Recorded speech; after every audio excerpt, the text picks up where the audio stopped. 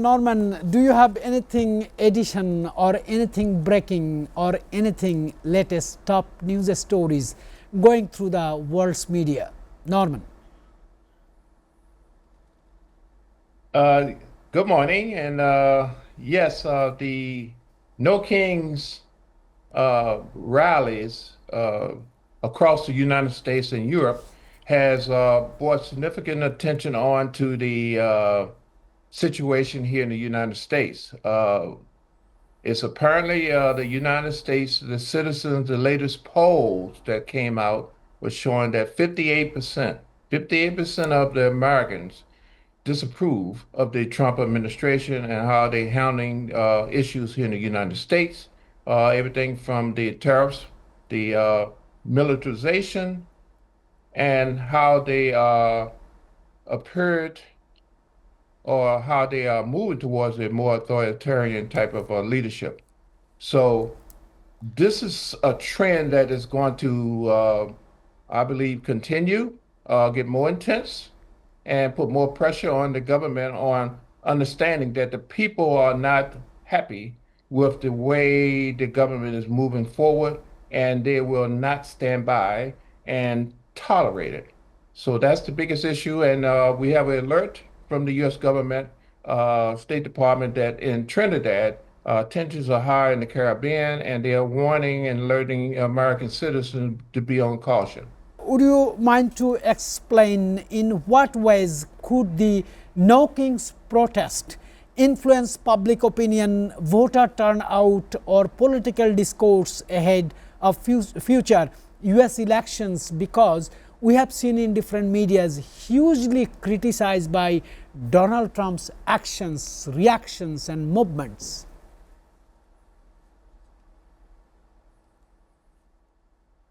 Yes, as we are witnessing, the people of the United States has finally decided to act.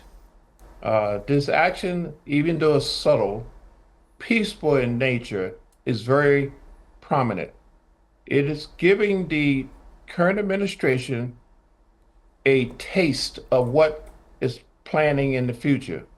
What's happening is that the people will no longer sit back and endure these illegal, unconstitutional acts of the administration.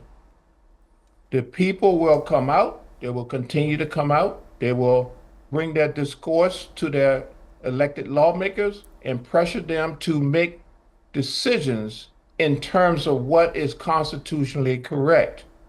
The current administration has a strategy of act first, you correct me later, or the courts will decide what we can do or what we can't do. The people of the United States has decided, in addition to communicating with other parts of the world, that we are now going to let our administration know that we have a say in what's going on, and we're not going to stand by while you change things, change the Constitution, and destroy what we stand for. Forensic examination of 120 Palestinian dead bodies returned by Israel reportedly revealed clear evidence of torture and possible organ theft. Very dangerous, Mr. Norman. My question is, what are the specific allegations being made regarding torture and organ theft, and what evidence has been publicly disclosed?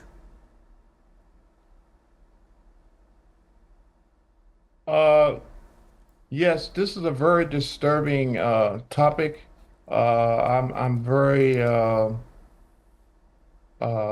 shocked, but not surprised at the situation. It appears that the Palestinian officials and medical staff, particularly in the Nasser hospital, has reported that the returned bodies from Israel exhibit several signs of abuse and surgical inconsistencies.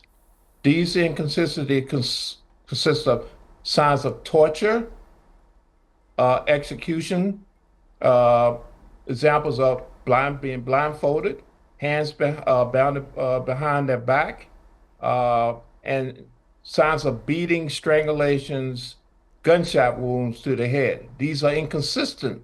Uh, well, they are consistent what we consider field executions.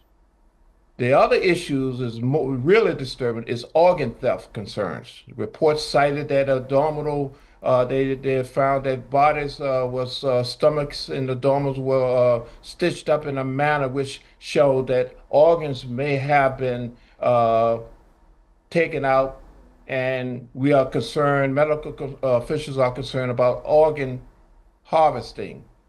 This has been something that came up years ago, I believe in 2009, that Israeli people are looking at organ scan, eyes, corner harvesting of dead people, particularly the Palestinian. This is very disturbing. And of course, without other the decomposition of the bodies were put in containers and bags and stuff that accelerated the decomposition of the bodies. Uh, this is a concern. Issues like companies, not companies, but um, agencies like the International Criminal Court could be investigating this, the United Nations, the International Committees of the Red Cross. These are areas that will be looking into this. And this is a situation where Israel response is basically saying that it's baseless and biased, but the physical evidence shows otherwise. So this is something that is very, very bad. I just say very bad. It reminds me of Nazi Hitler and the things they did back then. So it's ironic that this was done to them, and now they're being accused of doing the same thing to the Palestinian.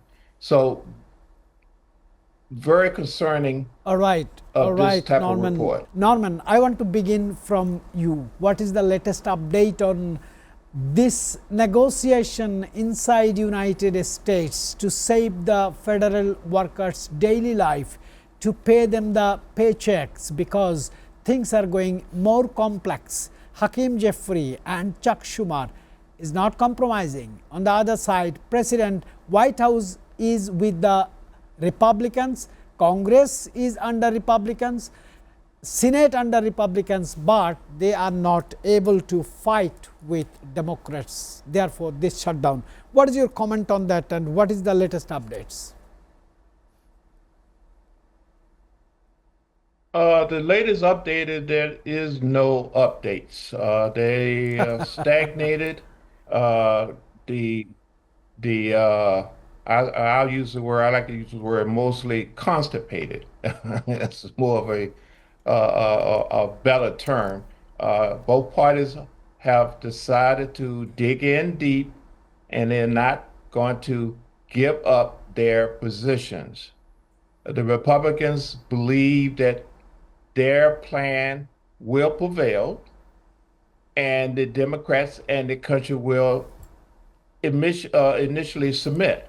However, as we are seeing and witnessing with the No Kings uh, movement, the people, uh, hopefully the Democratic Party is supporting, we will not tolerate this type of behavior.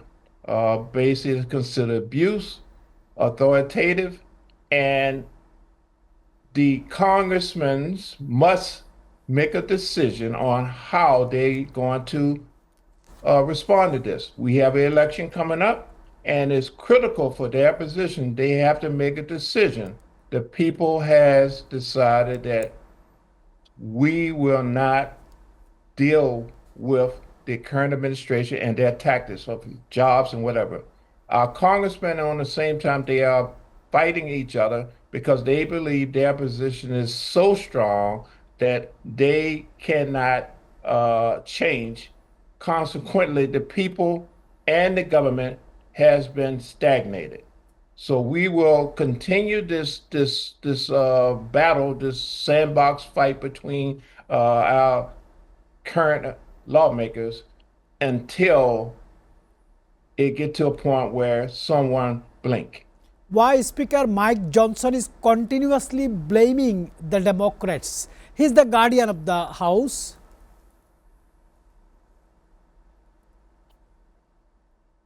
He has to blame someone. They have a belief they're in a position they don't want to look weak. We dealing with egos. We dealing with people who are currently elected to run our country and make decisions for the people, but they're making decisions based on their personal egos. So the uh, the House and the Senate and the Congress has to make a decision. They have to make a big boy, I call a big boy, grown up adult decision. Right now, we're dealing with a bunch of adolescents. I'm sure Norman will give a very good explanation on it. On what legal basis did the court block the planned firings of federal workers, and what are the broader implications for execute power? I want to add one more thing. What is the legal procedure of ending this shutdown? Is there any legal authority of the Supreme Court? Unfortunately, I don't have enough time to talk in depth about it, but we have a real situation conundrum.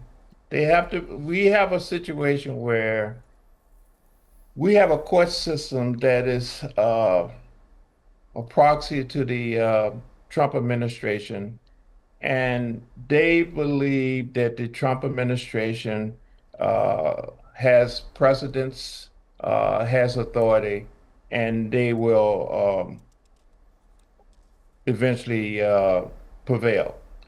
The federal courts have issued temporary injunction to delay, slow down the actual firing of the mass firing of employees.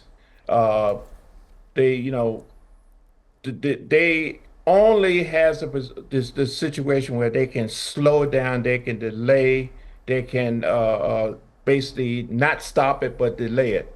Eventually, the executive office will get their way. The court system cannot stop the president and his agenda, but they can make it difficult. They can slow it down and delay it, but eventually these employees will lose the jobs. Things will be changed, and it has a political consequence, but the action of the Republican plan is to reduce the amount of government, slow it down, reduce it, and eliminate it.